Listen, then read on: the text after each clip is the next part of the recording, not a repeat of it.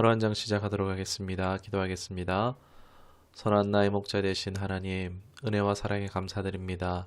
오늘 이 하루도 하나님께 맡겨드립니다.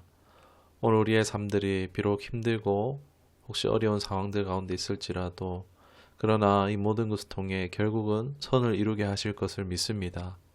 오늘 이 하루 살아갈 때에 나의 문제에만 집중되어져 살아가는 삶이 되지 않게 하옵시고 그 가운데에 보이지 않지만 일하시는 하나님을 발견하는 힘쓰는 그런 우리의 삶이 될 수 있도록 민감한 자신이 될 수 있도록 붙들어 주시기를 원합니다. 그리고 하나님의 뜻, 하나님의 사랑을 깨닫고 깨달아 더욱더 사모하며 하나님과 동행하는 삶이 될 수 있도록 인도하여 주옵소서. 예수님의 이름으로 기도드리옵나이다. 아멘. 오늘은 출애굽기 11장의 말씀을 보도록 하겠습니다. 먼저 1절의 말씀을 보겠습니다.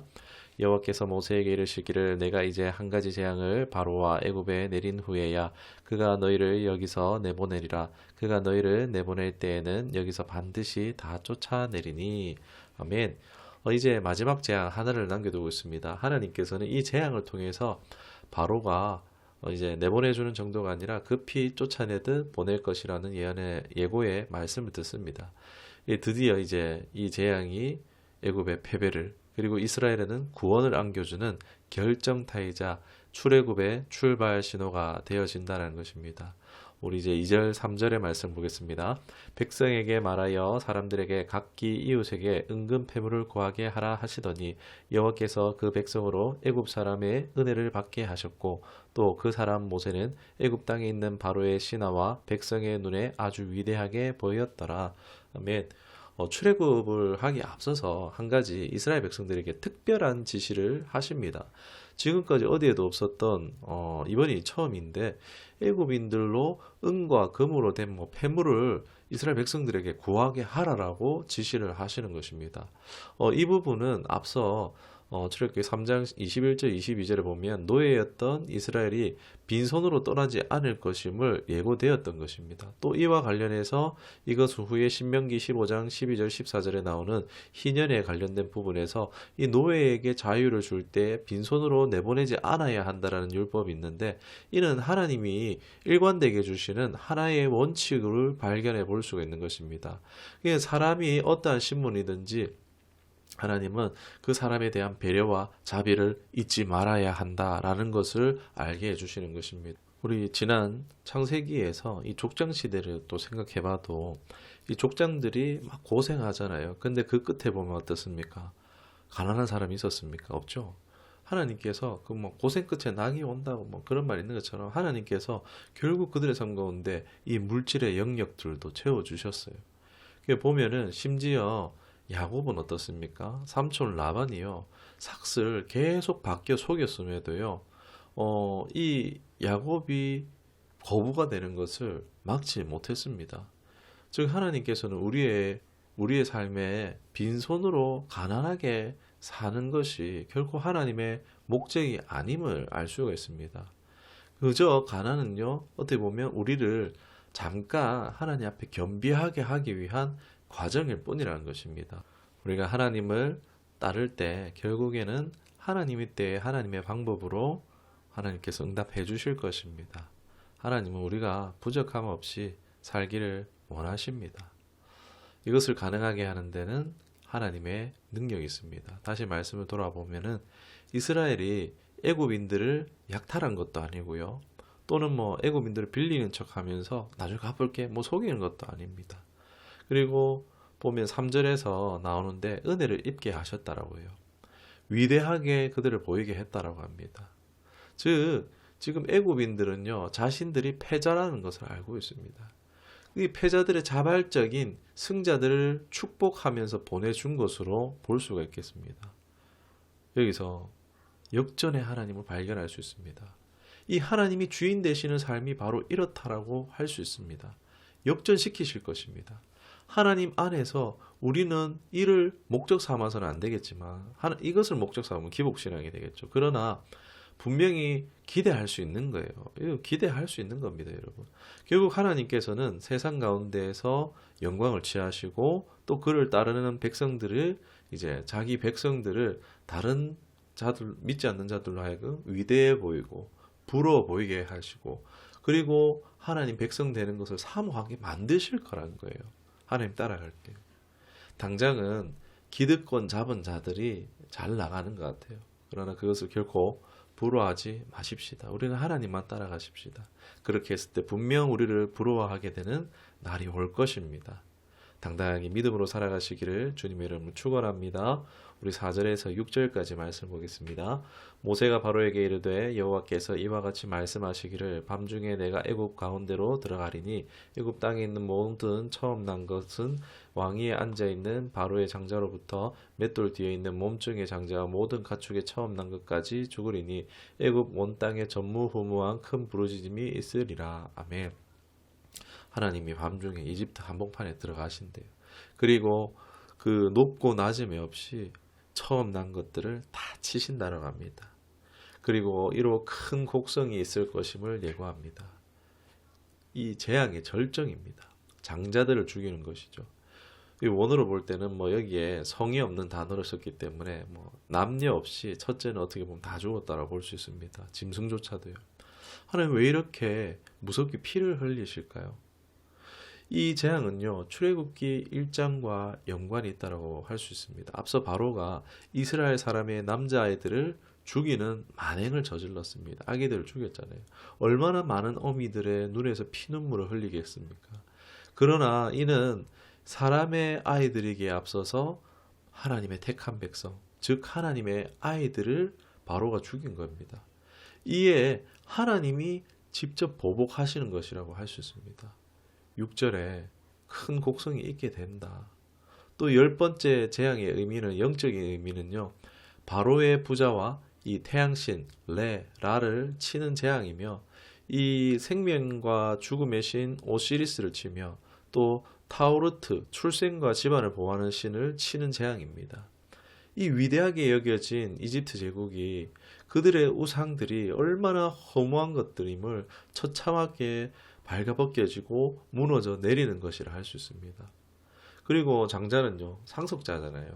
모든 가정의 집중이 상속자에게 있습니다. 기대와 애정과 소망이 이 상속자에게 주목되는 거예요. 그러나 상속자를 잃는 것은 무엇입니까? 가정과 애굽에 찾아온 말 그대로 풍비박살난 재앙이라는 것입니다. 자식을 잃는 것도 힘들지만요, 미래와 소망까지 잃어버리는 것입니다. 인생의 가장 괴로운 것은요, 무엇입니까? 뭐 물질을 잃어버린 그것보다도 어떠한 희망도 소망이 사라질 때입니다. 열재앙은 이 경제적 물질의 손실뿐만이 아니라 사상과 이념, 신앙, 이 혼과 영적인 손실 뿐만이 아니라 마지막 미래와 소망까지 철저하게 이루어진 하나님의 심판이라는 것을 알 수 있습니다. 정말 심히 무서운 재앙이라고 말할 수 있겠습니다. 하나님의 심판은요, 완벽하십니다. 여러분, 그렇기에 성도는요, 복수를 위해서 살 필요가 없습니다. 오히려 용서하고 축복해 주라고 성경은 말하고 있습니다. 왜요? 잠언 25장 21절 22절을 보면요, 원수에게 선대할 것을 말합니다. 이는 핀숯을 그의 머리에 놓는 것이라고 말합니다. 숯을 머리에 두면 어떻게 되겠습니까? 뜨겁겠죠. 타겠죠. 큰일 나겠죠. 로마서 12장 19절 보면 원수 갚는 것은 하나님께 있다라고 합니다. 사랑하는 여러분, 이것이 성도에게 주어진 하나님의 말씀 지혜입니다. 왜요? 하나님이 하신다는 거예요. 하나님이 원수 갚는 것조차도 하나님이 갚으신다는 거예요.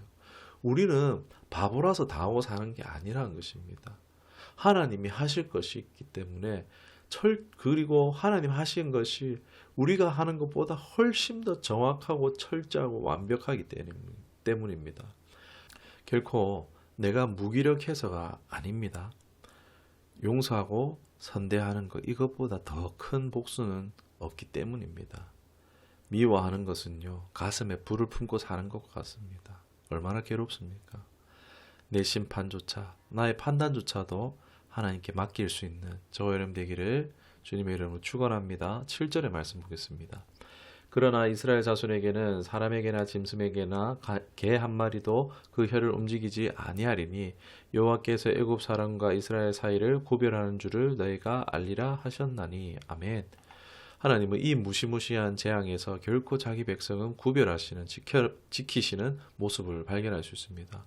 얼마나 하나님 철저하게 지키시고 보호하시는지 개 한 마리도 으르렁거리지 않게 하시겠다라는 거예요. 그것을 또 너희가 알게 될 것임을 말씀합니다.